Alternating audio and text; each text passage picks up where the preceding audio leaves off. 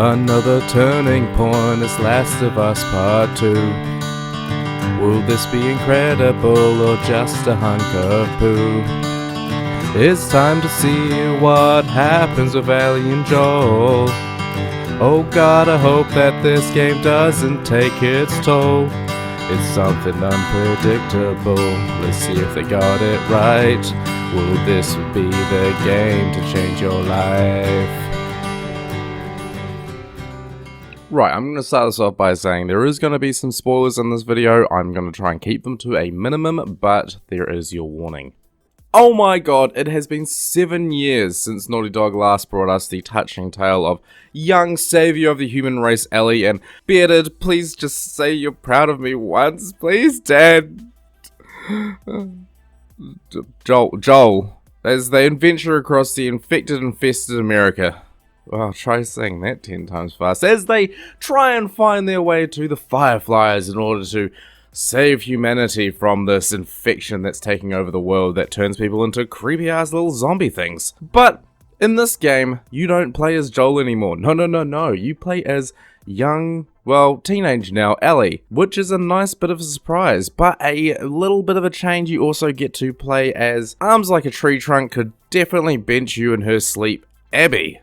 Right, looking at the story of this game a little bit, I absolutely loved it. It took me on a completely emotional roller coaster from the very beginning where, spoiler alert, Joel is brutally murdered. All the way through the entire game, there was little cutscenes where it would go back in time to where Ellie and Joel would adventure around together and have fun times. I mean, as much fun as you could possibly have in this time, anyway. There is one scene where you go into a museum with Joel as well, and eventually you end up in a space capsule where he turns to her and says, "I do okay."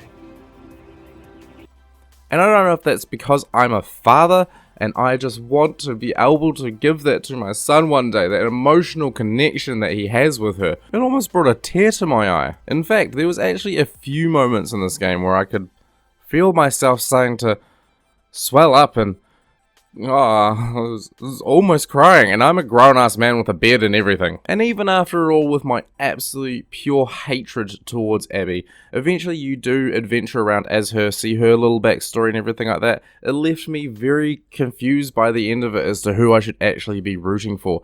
At first, I absolutely hated her. By the end of it, I kind of digged her. It was... Wah! That was my brain just basically farting from not knowing what I should be doing with myself. Now, admittedly, with the story, I did feel like it dragged out a little bit at parts, and there were parts that probably didn't necessarily need to be in it, but with a solid 25 hours behind it, and that's if you just play the game as it is, not trying to look at every single little nook and cranny, I did feel like it was a pretty solid length of a game. All in all, with all the twists and turns and emotional scarring that I most probably have after playing this, I felt like I really enjoyed the story. It touched me in a way that a game hasn't touched me in a wee while. And I definitely feel like there is an underlying message that a lot of people did not pick up on when they were either reviewing this early on or they were just jumping onto the hype hate train.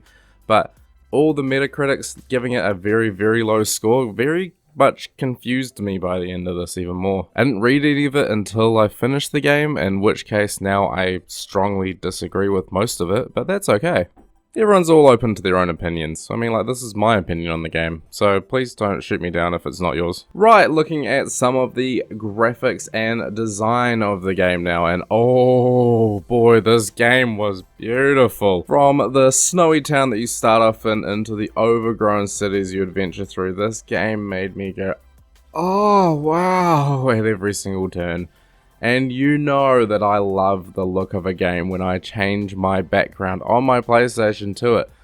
Thank the Lord for photo mode. Some of the parts that I really did enjoy was when it would pan across the city to show you where you needed to go. It looked really far away, but in reality it wasn't that far when you actually played the game. And it gave you a nice sense of what you were basically going into. Talking about the design and the gameplay of the game now, was a lot like the first game, but with some nice added features. For example, now you can craft some extra items, and the much appreciated ability to crawl around on the ground. This allowed you to hide under things and crawl under little bits and bobs to either get to where you need to go quicker or hide away from people, giving you that stealthy advantage. As well as the nice added benefit of tall grass and slightly shorter grass, which the tall grass you could just sort of crouch around in, but the slightly lower grass you would have to crawl around in. But it did give you an extra stealthy option. But if stealth is not your thing, you can still just go in absolutely guns blazing if you felt the need. It was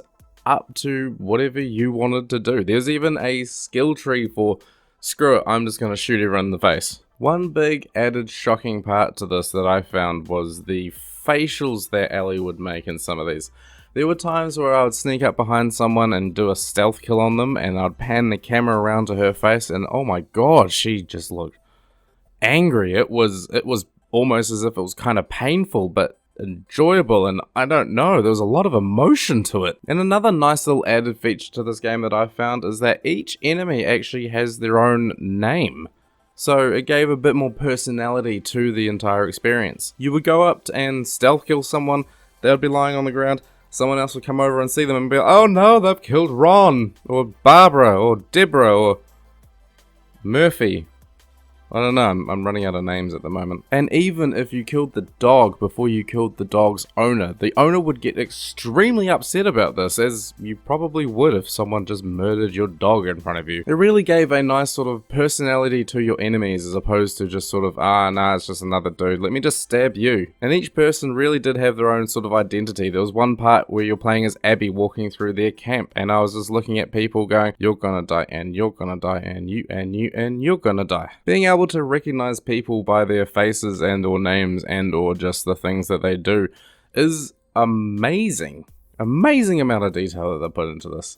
Honestly, I could talk about the detail in Naughty Dog's games, especially this one, for bloody hours upon hours on end, but I'm gonna have to cut it there. Honestly, if you just want to experience this for yourself, definitely go get this game. 110%. There is so much little added details that you just don't appreciate the first run through, but once you do it again and again and again, you start to notice it all. It's spectacular. There's no other word for it. Right, looking at some of the music in this game, and the soundtrack was beautiful. It was spot on in my opinion. It really gave an emotional sort of feel to the game again. If you can't tell, this game is quite emotional, at least to me it was anyway. And a big part of this game as well is the fact that in the first game, Joel always told Ellie that he was going to teach her the guitar, and he did, in a way.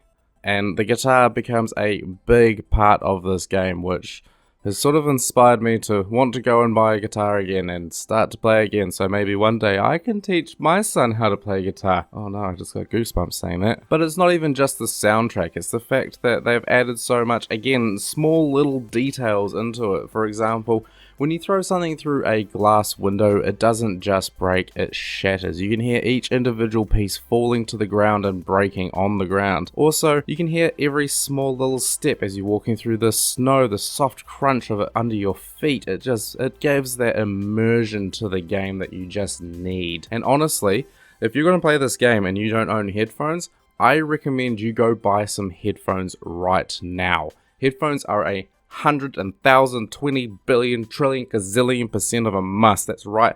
It's so much of a must that I am even making up numbers now. If you don't wear headphones for this game, you are missing out. A bajillion, gazillion %. Last but not least, I'm going to touch on a few things that I didn't exactly enjoy about the game. For example, there is one opening piece where you go into Seattle. She finds this big open world part and finds a map on the ground where it points out a couple of spots on the map that you probably should go check out. And as you check these out, some extra little spots will open up as well. She starts to notice things around the city, and it was quite nice to have a bit of an open world experience in this game. But that's when it stops. As soon as you finish that, it's over. You don't get any more of that open world experience. It's done. And I would have appreciated to have a bit more of that throughout the game. If you're just going to put it at the start and then never again, it's a bit of a cock tease in my opinion. And it's either you have it or you don't. So, I mean, like, I don't know how they would incorporate it into the rest of the game, but please just either have it or don't. But that would probably be my only major gripe with the game. Other than that, I absolutely loved it. So all in all, if you are even considering on picking this game up, I definitely would recommend it. Do not wait for it to go on sale. If it goes on sale now, then definitely pick it up. But I would pick this up as soon as possible. It is a very touching story. It is an emotional, gripping tale of Ellie trying to come to terms with Joel's death, trying to find and seek revenge for what has happened to her, and yeah, I would 1000% recommend to pick this up as soon as possible.